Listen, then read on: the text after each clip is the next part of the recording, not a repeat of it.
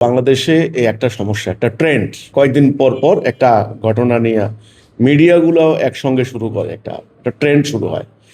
তো এখন ধর্ষণের যে ব্যাপারটা, বিশেষ করে শিশু রামিসাকে হত্যার, ধর্ষণ এবং হত্যার সেই পৈশাচিক ঘটনাকে কেন্দ্র করে এই যে ব্যাপক আলোচনা হচ্ছে, এর পরপরেও কিন্তু কয়েকটা ধর্ষণের ঘটনা ঘটেছে।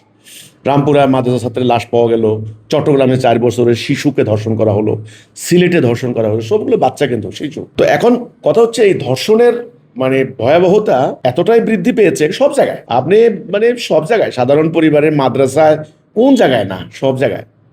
তো এখন শরিয়া আইন কায়েম করতে হবে, এটা হলো আজকের আমার এই মূল প্রশ্ন। যে একদিকে আলেমরা বলছে যে সবাই না, কেউ বলছে শরিয়া আইন চালু করো, শরিয়া আইন চাই, শরিয়া আইনে দৃষ্টান্তমূলক শাস্তি হবে, তবেই আর ধর্ষণ হবে না, বলাৎকার হবে না, এগুলি বলা হচ্ছে ঠিক। আর যারা অ্যান্টি ইসলামিস্ট, ইসলামকে পছন্দ করে না, অনেকে বলে নাস্তিক। আমি মনে করি না যে সবাই নাস্তিক, এই ইসলাম বিরোধী। এরা কিন্তু আবার ওই ভগবানের বা ঈশ্বরের অস্তিত্ব বিশ্বাস করে, এরকম আছে অনেকে, বাট ইসলাম বিরোধী আর কি। এরা আবার এই সুযোগে সোশ্যাল মিডিয়াতে কয়েকদিন থেকে আমি দেখলাম নানান পেজে ঢুকে যে তুমুল, তোমাদের শরিয়া আইনে তো জেনার শাস্তি 4 জন সাক্ষী লাগবে, ইত্যাদি ইত্যাদি। তোমাদের শরিয়া আইনে তো ধর্ষণের কোনো শাস্তির কোনো বিধান নাই। এটা হলো যারা অ্যান্টি ইসলামিস্ট তাদের আর কি, নাস্তিকদের কথা, যুক্তি।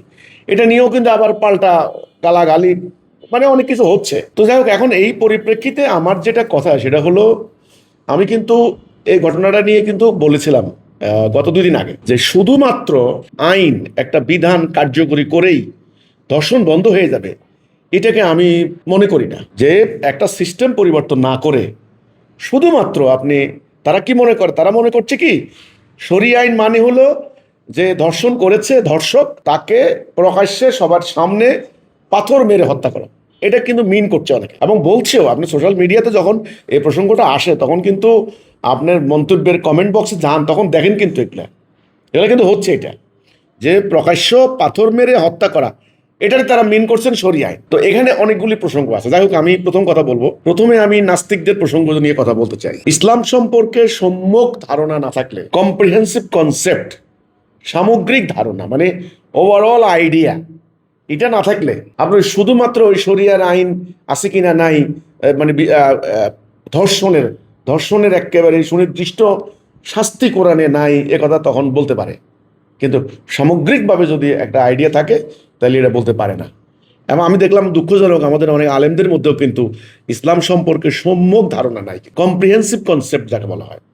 এনারা ওই মাদ্রাসায় বিভিন্ন মাসলা মাসাইলে বই পড়েছেন, আরবি ভালো বলতে পারেন, অজুর মাসালা, দোয়ার মাসালা, গোসলের মাসালা খুব ভালো পারেন, এটা একবার সুর করে শুদ্ধ করে পড়তে পারেন, ওটা ওকে। বাট ইসলাম সম্পর্কে সম্যক ধারণা না থাকলে আপনি এই ধরনের জটিল ব্যাপারের আপনি উত্তর দিতে পারবেন না, শুধু বিতর্ক হবে। এটা আমি কেন বললাম দেখেন, একথা আমার বলার কারণ হলো, এই যে যারা বলে যে ইসলামে শরিয়া আইনে ধর্ষণের সুনির্দিষ্ট কোনো শাস্তির কথা নাই, এটা ভুল, একদম রং আইডিয়া। দেখেন, পুরো কোরআন একসঙ্গে কিন্তু কেতাবটা নাজিল হয় নাই। এটা নানান ঘটনার পরিপ্রেক্ষিতে রাসূলুল্লাহ নবুয়তি জীবনের 23 বছরের জীবনে এটা নাজিল হয়েছে। কখনো যুদ্ধের ময়দানে, কখনো মসজিদে নববীতে, কখনো ওনার বাসস্থানে, নানান পরিস্থিতিতে কিন্তু এটা হয়েছে। তো এখন আয়াতগুলি যখন একত্রিত করা হয়েছে, কম্পাইল করা হয়েছে, সংকলন করা হয়েছে, তখন একদম একেবারে সিরিয়াল মেনটেন করা মুশকিল হয়ে গেছে, কিন্তু যায়নি। কোনো আগের আয়াত পরে সংযোজন হয়েছে, বা পরের আয়াত আগে সংযোজন হয়েছে। এমনও হয়েছে যে কিছু কিছু আয়াত পূর্বে নাজিল হয়েছে, সেগুলো পরে সূরার মধ্যে সংযোগ হয়েছে। তো এই হচ্ছে ব্যাপারটা। এটা কিন্তু সংকলনের ক্ষেত্রে আয়াতের এদিক সেদিক হয়েছে। কিন্তু আপনি যদি সমগ্র ব্যাপারটা একবার নজরে আনেন, তাহলে দেখবেন আল্লাহ তাআলা কোনো কিছু বাদ দেন নাই। আচ্ছা, যেমন ধরেন এই যে 4 জন সাক্ষী লাগবে, এই যে কথাটা বলা হচ্ছে, এটা জেনা শব্দটাই আছে জেনার ক্ষেত্রে। এমন বলা আছে, স্বামী যদি স্ত্রীর বিরুদ্ধে এই ব্যভিচারের অভিযোগ করে, সেখানেও কিন্তু লেয়ানের কথা আছে। আচ্ছা, কেউ যদি ব্যভিচারের অভিযোগ করে একজন আরেকজনের বিরুদ্ধে, তখন শাস্তিটা এতখানি কঠোর, 100 বেত। আগে তো ছিল পাথর মারা, পরে আয়াত নাজিল হয়েছে 100 বেত। এখন বেতের মাত্রা কি হবে, বেতের দৈর্ঘ্য প্রস্থ কতখানি, বেতের কতখানি বেত মোটা হবে, কি বসছে বেত মারা হবে, এই ইত্যাদি সুনির্দিষ্ট করে কোরআনে কিন্তু নাই। এই না থাকাটাও কিন্তু কোরআনের একটা হিকমত, আয়াতের প্রজ্ঞাপূর্ণ কোরআনের এটা একটা বৈশিষ্ট্য। কারণ স্থানকাল পাত্রভেদে মানুষের শারীরিক সক্ষমতা, শাস্তি নেওয়ার মতো তার অ্যাবিলিটি বা সক্ষমতা ইত্যাদি নাও হতে পারে। সেজন্য এটা বিচারকের ইজমার উপরে, কিয়াসের উপরে ছেড়ে দেওয়া হয়েছে। বিচারক মণ্ডলীর ইজমা, তিনি যে কারণ এটা জুডিশিয়ারি সিস্টেমের আওতায় আসবে, তিনি যে করবেন, বোর্ড গঠন করবেন, জুরি বোর্ড গঠন করবেন, তারা একটা ইজমা করবেন এবং তার একটা কেয়াসের যে পরবর্তী বিচার বিভাগের একটা হচ্ছে কোরআন, সুন্নাহ এবং ইজমা কেয়াস, সেটার উপর নির্ভর করবে স্থানকাল পাত্রভেদে। কাজেই ব্যভিচারের শাস্তি 4 জন চাক্ষুষ শাস্তি, জেনা যেটা বলা হচ্ছে। কিন্তু কোনো ব্যভিচারী যদি নিজে স্বীকারোক্তি করে, যেটা এখনকার ব্রিটিশ আইনে 164 আমাদের ফৌজদারি কার্যবিধিতে যেটা বলা আছে, কার্যবিধিতে 164 জবানবন্দি ম্যাজিস্ট্রেটের সামনে যেটা দেওয়া হয়, নিজেই অপরাধের স্বীকারোক্তি, মানে 164 দ্বারা জবানবন্দি, তাহলে তারা সাক্ষীর প্রয়োজন হয় না। নবী করিম সাল্লাল্লাহু আলাইহি ওয়াসাল্লামের টাইমে কিন্তু এই ধরনের একটা মোকদ্দমা আসছিল, নবী তখন উনাকে শাস্তি দিয়েছেন, সাক্ষী নাই, উনি যদি অস্বীকার করতেন কিছু করার ছিল না। তো রসুল উনি নিজে বলছেন, ইয়া রাসূলুল্লাহ, আমি ব্যভিচার করেছি, আমাকে শাস্তি দিন। ওই সাহাবী আল্লাহর কাছে সাফ থাকার জন্য, সেটা অন্য স্তরের কথা, অন্য মোমেনদের অন্য আধ্যাত্মিক স্তরের কথা, কোনো কারণে শয়তানের ওসওয়াসা তিনি পাপ করলেন, তিনি নিজে শাস্তি নেওয়ার জন্য উদ্গ্রীব যেন হাসরের দিন আল্লাহর কাছে কোনো শাস্তি খাওয়া না লাগে। তখন বলছি, রাসূলুল্লাহ, আমি মানে ব্যভিচার করেছি, আমাকে শাস্তি দিন। এইটা যখন রসুলকে স্বীকার করলেন, ওই যে নিজে স্বীকারোক্তি 164 জবানবন্দি, তখন রসুল তাকে শাস্তি দিলেন, এটা কার্যকরী করলেন। তাহলে আমার কথা হলো যে ব্যভিচারের শাস্তি 4 জন সাক্ষী, কিন্তু যেটা ধর্ষণ, বলপূর্বক, জোরপূর্বক, এই ঘটনাটা কিন্তু অন্য ধারায় চলে যাবে, এটা ব্যভিচারের পর্যায়ে পড়বে না, এটা অন্য ধারায় চলে যাবে। অন্য ধারা কোন জায়গা? আপনার মায়েদার মধ্যে আছে, সূরা মায়েদার মধ্যে, যারা দুনিয়াতে ফাসাদ সৃষ্টি করিয়া বেড়ায়, এটা একটা ধারা আছে। আমি তো বললাম এই ধারাগুলি কিন্তু বিভিন্ন জায়গায় কিন্তু আছে। দুনিয়াতে যারা ফাসাদ সৃষ্টি করিয়া বেড়ায়, তাদের বিপরীত দিক থেকে হাত পা কেটে দাও। দেখেন কি ভয়ঙ্কর, তাদেরকে শুলে চড়াও, শুলে বিদ্ধ করো, অথবা তাকে দেশান্তরিত করে দাও, এটা একটা।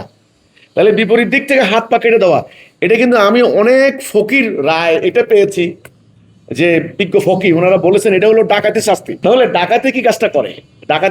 ডাকাতি করে জুলুম, বলপূর্বক ফিতনা সৃষ্টি করে, ফাসাদ সৃষ্টি করে, জুলুম, অন্যায়। এখন এই বলপূর্বক আপনার উপরে, এই যে এখনকার মব হচ্ছে, মব করে, যেমন এই যে মানে কুষ্টিয়া ফিলিপনগরে একটা লোকের এইভাবে জোরপূর্বক ঢুকে তাকে প্রকাশ্যে হত্যা করছে, এটা কিন্তু সেটা পড়ে।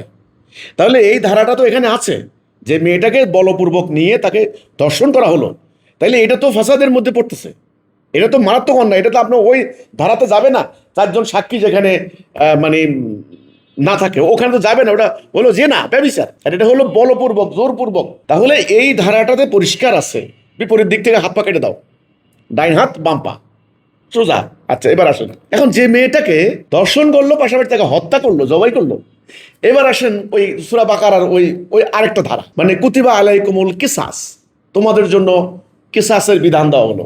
আমাদের আলেমরাও কিন্তু জানেন কিসাস মানে হলো সমপরিমাণ শাস্তি, নাকের বদলে নাক, কানের বদলে কান, চোখের বদলে চোখ। এই যে আমি যত মানে ল মেকার আছেন, আইনজীবী আছেন, বিচারপতি আছেন, আমি সবাইকে অনুরোধ করবো, আপনারা এই আল্লাহর মানবিক দিকটা দেখেন। একটা লোক আমার চোখ তুলে ফেললো বা একজনের চোখ তুলে ফেললো, আচ্ছা তাকে আপনি কি পরিমাণ শাস্তি দিলে সমপরিমাণ হবে আমি জানতে চাই। 10 বছর জেল, 20 বছর জেল? তাকে চোখ তোলার কি পরিমাণ? আল্লাহ তাআলা বললেন তাকে চোখ তুলে ফেলা। এখন চোখ তোলার প্রক্রিয়া কি হবে? আপনি একজনের চোখ তুলে ফেললেন, আপনার চোখ তোলার এই যে নির্দেশ, এটার নাম কিসাস। এখন প্রক্রিয়া কি হবে, কিভাবে হবে? আপনাকে ইনজেকশন দেওয়া হবে, না ডাইরেক্ট মানে ছুরি দিয়ে টেনে তোলা হবে? এগুলি কতখানি মানবিক, কতখানি যৌক্তিক, কতখানি স্থানকাল পাত্র ভেদে মানে অর্থাৎ মানবিক এক কথা, সেটা নির্ভর করবে আদালতের উপরে, জুরি বোর্ডের উপরে, বিচারকের উপরে, মানে জাজের উপরে বা জাস্টিসের উপরে। এটা হলো ব্যাপারটা। কিন্তু সমপরিমাণ শাস্তি লাগবে, হলো কেসাসের শাস্তি। তাহলে রামিসাকে যে হত্যাটা করা হলো, তাকে জবাই করে হত্যা করলো, তাহলে এখানে অন্য ধারায় তার শাস্তি আসে, সেটা হলো কেসাসের শাস্তি, সমপরিমাণ। তাকে হত্যা করছে, একেও হত্যা করা হবে। যারা নাস্তিক আছে বা ইসলাম বিরোধী, ইসলামের সমালোচক, তারা যে বলে যে তোমাদের শরীয়তে ধর্ষণের কোনো সুনির্দিষ্ট কোনো আইন নাই, বিধান নাই, আমি বলবো যে নো, এটা আপনাদের ইসলাম সম্পর্কে কম্প্রিহেন্সিভ কনসেপ্টের অভাবের কারণে আপনারা এই কথা বলছেন। শাস্তি আছে, কিন্তু এখন আমার এখানে কথা হলো, দেখেন পবিত্র কোরআনে আমি কিন্তু এই ধরনের আয়াত একটাও পাইনি। আপনারা পাইছেন কিনা আমি জানি না। আল্লাহ তাআলা যদি কেউ পেয়ে থাকেন আমাকে জানালে আমি উপকৃত হব, নিজে পরে ঠিক করে নেব। সেটা হলো, আল্লাহ কোরআনে কোথাও বলেননি শরিয়া কায়েম করো, আল্লাহ বলেছেন দিন কায়েম করো। এটা শরিয়া এবং দিন, এটা কিন্তু বিরাট তফাৎ। আমি আমার রাষ্ট্র সংস্কারের বই আমার এখানে আছে, আমার অফিসে রাষ্ট্র সংস্কারের বইতে কিন্তু আমি উল্লেখ করেছি শরিয়া এবং দিনের পার্থক্য। এই বইটা যারা পড়বেন তারা কিন্তু এটা পাবেন, কারণ এটা রাষ্ট্র পরিচালনার বিধি। কিন্তু ইসলামী রাষ্ট্র কিভাবে চলবে সেটার একটা বিধি নিয়ম আল্লাহর কোরআন এবং সুন্নাহর উপর ভিত্তি করে আমি এটা তৈরি করেছি। কাজেই আপনার আল্লাহ কোরআনে বলেননি কিন্তু শরিয়া কায়েম করো। এখন এই যে আপনারা বলেন শরিয়া কায়েম করো, নো, শরিয়া কায়েম আগে না, দিন কায়েম। আল্লাহ বলছেন আকিমুদ্দিন, আকিমুদ্দিন, দিন কায়েম করো এবং ফারাক হইও না। সূরা সূরা 13 নম্বর আয়াত। সেখানে আল্লাহ বলছেন শারা লাকুম, তোমাদেরকে শরিয়া দেওয়া হলো। শুরুটাই হলো আয়াতের এরকম, তোমাদেরকে শরিয়া দেওয়া হলো। হে রাসূল, মানে আমার নবীকে, আমাদের নবীকে, মানে ইব্রাহিমকে, নূহকে, মূসাকে, ঈসাকে নির্দেশ দিয়েছে, আপনাকেও নির্দেশ দিয়েছি দিন কায়েম করেন। সূরা 13 নম্বর আয়াত। এবার সূরা ফাতিহা 28, সূরা সফ 9, সূরা তওবা 33। এই তিনটে সূরা আল্লাহ বলছেন হুয়াল্লাযী আরসালা রাসূলাহু বিল হুদা ওয়া দীনিল হক, এই যে দীনুল হক, লিইয়ুযহিরাহু আলা দীনি কুল্লিহি, অন্য সমস্ত দিনের উপরে আল্লাহর দেওয়া সত্য দিনকে কায়েম করার জন্য আমি আমার রাসূল পাঠিয়েছি। তাহলে দিন কায়েম। সূরা আপনার হলো আনফাল, সেখানে কাতিলুহুম হাত্তা লা তাকুনা ফিতনাতু ওয়া ইয়াকুনুদ দীনু কুল্লুহু লিল্লাহ, এই যে দিন কায়েম, এখানে কিন্তু দিন কায়েম। তাহলে এই যে কথাটা কিন্তু আল্লাহ বলছে দিন কায়েম করো, এখানে বলা হয়েছে দিন কায়েম পূর্ণরূপে না হওয়া পর্যন্ত কেতাল করো, যুদ্ধ করো। রাসূলকে বলা হয়েছে হেদায়া এবং সত্য দিন দিয়ে আমি আপনাকে পাঠিয়েছি, এটা কায়েম করেন। সূরা সূরাতে বলা হয়েছে দিন কায়েম করেন। তাইলে শরিয়া কায়েম কথাটা কিন্তু এভাবে আসে নাই, বলছেন আমি তোমাদেরকে শরিয়া দিয়েছি, তোমরা দিন কায়েম করো। তাহলে আগে দিন কায়েম। তো আগের দিন, আজকে যারা আমি যে সে সমস্ত আলেমদেরকে বা ইসলামী জীবন ব্যবস্থাকে যারা পছন্দ করেন, আমি তাদেরকে ধন্যবাদ জানাই, অ্যাপ্রিসিয়েট করি। অন্তত আপনাদের একটা মনস্তাত্ত্বিক সম্মতি এসেছে যে আপনারা শরিয়ার বিধান চাচ্ছেন, এটা ভালো। দীর্ঘদিন থেকে মানুষের তৈরি বিধান মানতে মানতে মানে আপনারা বুঝতে পেরেছেন মানুষের তৈরি বিধানে শান্তি আসে নাই, আসবে না। কাজে আপনারা শরিয়া চাচ্ছেন, কিন্তু আমি আপনাদের কাছে স্বনির্বন্ধ অনুরোধ করব, শুধুমাত্র শরীয়তের একটা একটা বিধান প্র্যাকটিস করলেই শান্তি আসবে এমন কোনো গ্যারান্টি আপনি দিতে পারেন না, সমগ্র সিস্টেমটা পরিবর্তন না করা পর্যন্ত। এই জন্য নবী করিম সাল্লাল্লাহু আলাইহি সাল্লামকে আল্লাহ নির্দেশ দিয়েছেন দিন কায়েম করো।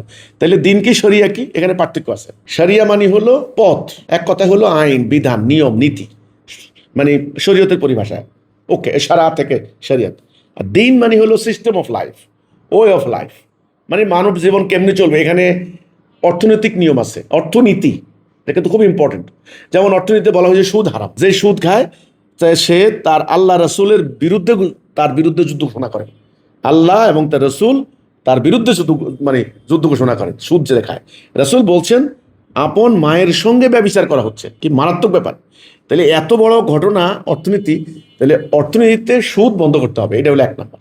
2 নাম্বার, বিচারিক প্রক্রিয়া, জুডিশিয়াল সিস্টেম যেটা, সেখানে আল্লাহ দেওয়া বিধান দিয়ে বিচার করতে হবে। আল্লাহ বলেছেন যারা আমার দেওয়া নাজিল করা বিধান দিয়ে বিচার করেন তারা কাফের। তাহলে গেল এটা। এবার আসেন শিক্ষা ব্যবস্থা, সেখানে বর্তমানের মতো ভোগবাদী শিক্ষা ব্যবস্থাকে বাদ দিতে হবে। এবার আসেন রাজনৈতিক ব্যবস্থা, প্রশাসনিক সিস্টেম, মানে এখন যারা পলিটিক্স করছেন তারা টাকা বিনিয়োগ করছেন, ধাপ্পাবাজার রাজনীতি, যে কোনো উপায়ে দলের কাছ থেকে নমিনেশন কিনেন, টাকা দিয়ে ইঞ্জিনিয়ারিং করেন, টাকা দিয়ে ভোটকে ম্যানিপুলেট করে তারা ক্ষমতায় যান। তারা উদ্দেশ্যই থাকে যে আমি এখান থেকে সুবিধা নেব। তাহলে শাসন প্রক্রিয়া, তাহলে এখানে সামরিক সিস্টেম, এখানে আমলাতান্ত্রিক সিস্টেম, তাহলে অর্থনীতি, বাণিজ্য নীতি, শিল্প নীতি, তারপরে হলো শাসন নীতি, এরপরে হলো বিচার ব্যবস্থা। এই সমগ্র সিস্টেম মিলে একটা দিন, সিস্টেম অফ লাইফ। আল্লাহর কথা হলো দিন কায়েম করো। এই জন্য নবী করিম সাল্লাল্লাহু আলাইহি সাল্লাম আগে দিন কায়েম করেছেন। দিন কায়েমের প্রথম শর্ত হলো তাওহীদের উপর ঈমান আনা। তারপরে পুরো জাতিটা এই কথার উপর ঐক্যবদ্ধ হবে যে আমরা আল্লাহর হুকুম মানব, সকল ক্ষেত্রে মানব। খালি ওই একটা ধর্ষণ হইলো, ওরে পাথর মাইরা শরিয়া কায়েম করে ফেললাম, নো, এটা হবে না। আপনার ওই সুদভিত্তিক অর্থনীতি হবে না, ওই শাসন ব্যবস্থায় ব্রিটিশের তৈরি সিস্টেম হবে না, শিক্ষানীতি অন্যরকম হবে না। সেই জন্যে যারা শরিয়া চাচ্ছেন, আমি বলতে চাই আপনাদেরকে, শরিয়া কায়েমের কথা সরাসরি কোরআনের আয়াত নাই যে তোমরা শরিয়া কায়েম করো, কিন্তু দিন কায়েমের কথা আছে।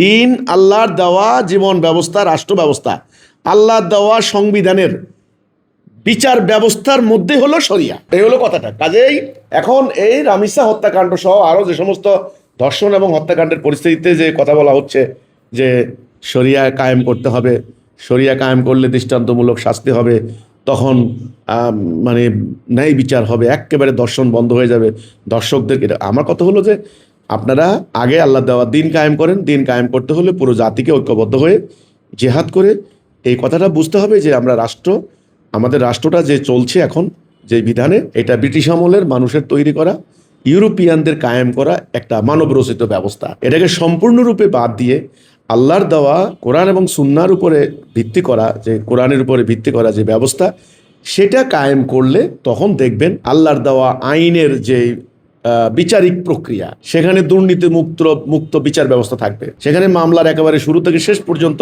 থাকবে স্বচ্ছতা, নিরপেক্ষতা, আল্লাহর বিচার, ন্যায় বিচার, আদেল কায়েম হবে। ওটা হলো আদালত। তখন দেখবেন সেখানে জেনার শাস্তি ওই যে 100 বেত মারা, আর যেটা ধর্ষণ জোর বলপূর্বক তার শাস্তি হলো ওই যে যারা ফাসাদ সৃষ্টি করিয়া বেড়ায় তাদের শাস্তি, বিপরীত দিক থেকে হাত পা কেটে দেওয়া। এটা আমার মতামত। আমার এই মত নিয়ে আমাদের ফকিরা আলেমরা দ্বিমত পোষণ করতে পারেন, আমার কোনো আপত্তি নেই। কিন্তু আমি জবাব দিচ্ছি, যারা নাস্তিকরা বলে যে ইসলামে ধর্ষণের কোনো বিচার নাই, এটা অজ্ঞতা বসে বলে আছে, ওইটা অন্য ধারা। এবং সূরা মানে বাকারাতে যেটা বলা হয়েছে কুতিবা আলাইকুমুল কিসাস, সমপরিমাণ শাস্তি, সেটা আরেকটা ধারা। তাহলে এখানে ধর্ষণ করে যে ধর্ষিতা, তাকে যখন হত্যা করা হয়, তাহলে এখানে দুটো অপরাধ হচ্ছে। একটা হচ্ছে ফাসাদ সৃষ্টি করার অপরাধ, ফিতনা সৃষ্টি করার অপরাধ, ফাসাদ, বলপূর্বক ডাকাতির মতো দস্যুতা। আরেকটা হচ্ছে হত্যাকাণ্ড। তাইলে দুইটা শাস্তি যদি তার উপর হয়, একবার হাত পা কেটে দাও, যদি সে বেঁচে থাকে তার মাথা আলাদা করে ফেলো, কথা শেষ। এখন মাথা আলাদা কিভাবে করবা, সে কিভাবে করছে, এগুলো মানবিক কিভাবে হবে, কতখানি হবে, সেগুলি মানে প্রক্রিয়া, মানে এক্সিকিউশন সিস্টেমটা কি হবে, সেটার প্রক্রিয়া কিন্তু কোরআনে নাই। সেটা ওই স্থানকাল পাত্র ভেদে ন্যায় বিচারক যিনি মানে আদালত কায়েম করে আল্লাহর আইনের উপরে ওনাদের উপরে ছেড়ে দেওয়া হয়েছে। এই হচ্ছে আমার কথাটা। কাজেই আমি এখানে শুধু এটুকু বলবো, শুধুমাত্র শরিয়ার দাবি যেটা তোলা হচ্ছে যে শরিয়ার আইন করো, আপনি অর্থনীতিতে সুদ মানবেন, তাহলে শরিয়ার আইন দিয়ে হবে না। আপনি শাসন ব্যবস্থায় ব্রিটিশের তৈরি রাজনৈতিক সিস্টেম ফলো করবেন, হবে না। আপনি শিক্ষা ব্যবস্থা বস্তুবাদী শিক্ষা ব্যবস্থা, হবে না। তাহলে সমগ্র ব্যবস্থাটাকে পরিবর্তন করলে আল্লাহর দেওয়া ব্যবস্থারই বিচারিক আইন, পেনাল কোড, তখন সেটা যথাযথভাবে কার্যকরী হবে। তবে এখানে একটা কথা আছে, আমি একটু বলিনি যে হ্যাঁ, আল্লাহর দেওয়া বিধানের আপনি যদি একটু মানেন, ওটারও একটা ভালো ফল পাওয়া যাবে, এটা কিন্তু সত্য কথা। কিন্তু যে কাঙ্ক্ষিত যে রেজাল্ট, সেটা কিন্তু পাওয়া যাবে না সম্পূর্ণ দিন কায়েম না করা পর্যন্ত। বাট এখন যদি শরিয়াতের বিধান কার্যকরী করেন, তাহলে একটা মানে বেটার রেজাল্ট আসবে, এটা একেবারে নিশ্চিত করে বলতে পারি। কারণ আল্লাহর বিধানের বরকতে আলাদা। বাট সম্পূর্ণ ফলাফল পেতে হলে আল্লাহ দেওয়া দিন রাষ্ট্রীয় জীবনে কায়েম করতে হবে। সেটার জন্য জনগণের একটা স্বতঃস্ফূর্ত একটা সমর্থন লাগবে, জনগণের চাইতে হবে, জনগণের চাওয়া লাগবে। এখন জনগণ মানে হলো গণতন্ত্র, মানুষের তৈরি বিধান। এখানে আপনি ওই খালি শরিয়ার আইন কার্যকরী করবেন, পূর্ণাঙ্গরূপে ফলাফল আসবে না।